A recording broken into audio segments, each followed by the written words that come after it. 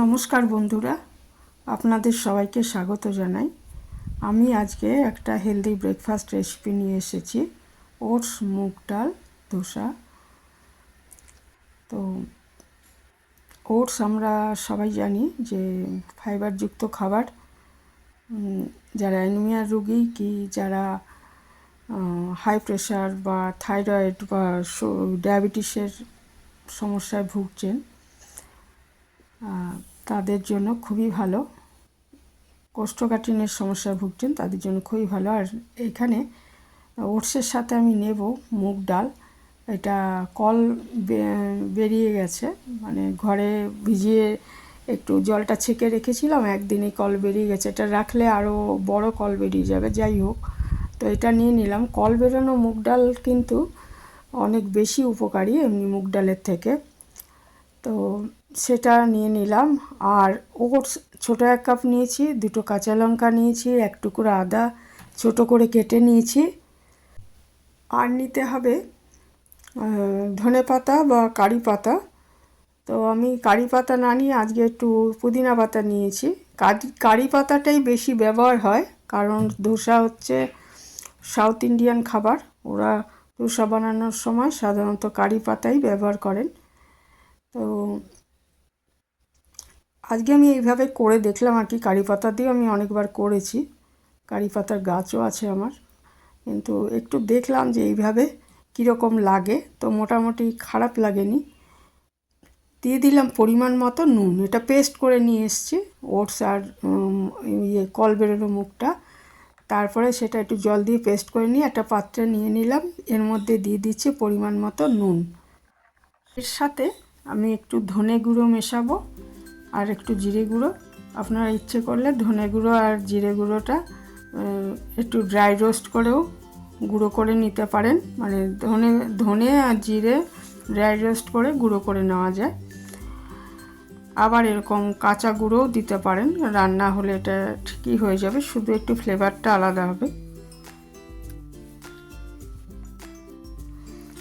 তো এটা ভালো মতো মিশিয়ে, আর এর মধ্যে আমি একটু চালের গুঁড়ো দিয়েছি, মানে ওটসের সমপরিমাণ চালের গুঁড়ো দিয়ে তারপরে এটাকে মিনিট 20 জন্য রেস্টে রেখে দেবো। আর একটু জল মিশিয়ে দিতে হবে, কারণ খুব ঘনও হবে না ব্যাটারটা, আর খুব পাতলাও হবে না, এরকম হবে।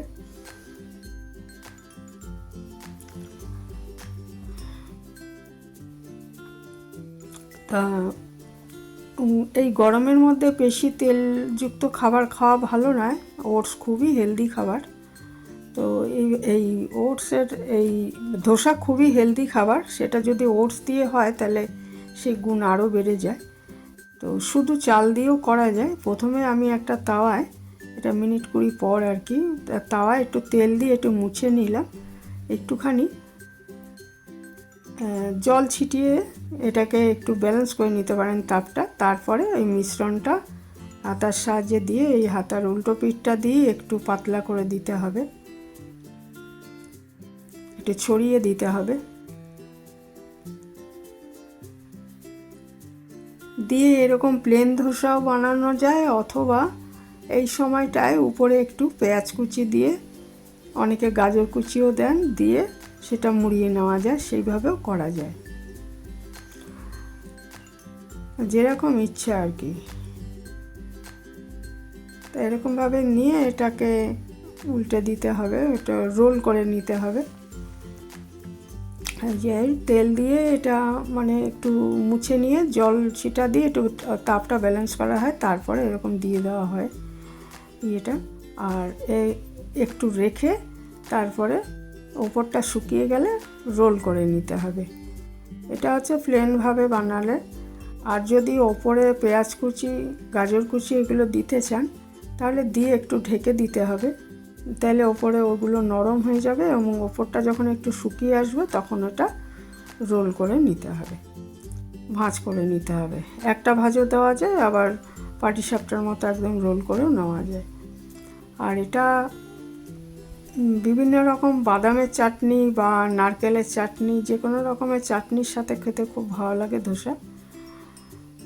ওরা নারকেলের চাটনি, বাদামের চাটনি এগুলোর সাথেই বেশি খায়। এটা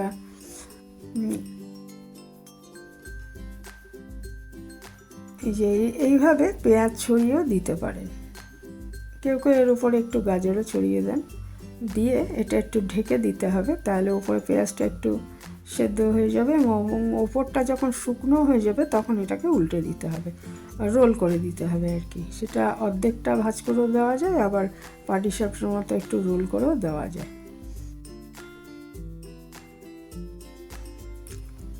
রেখে দিলে উপরে পেঁয়াজটা আর কি একটু নরম হয়ে যাবে এবং শুকনো ভাব উপরটা চলে এলে তখন ভাঁজটা দিতে হবে। এই একেবারেই সিম্পলি রেসিপি, খুবই হেলদি একটা খাবার।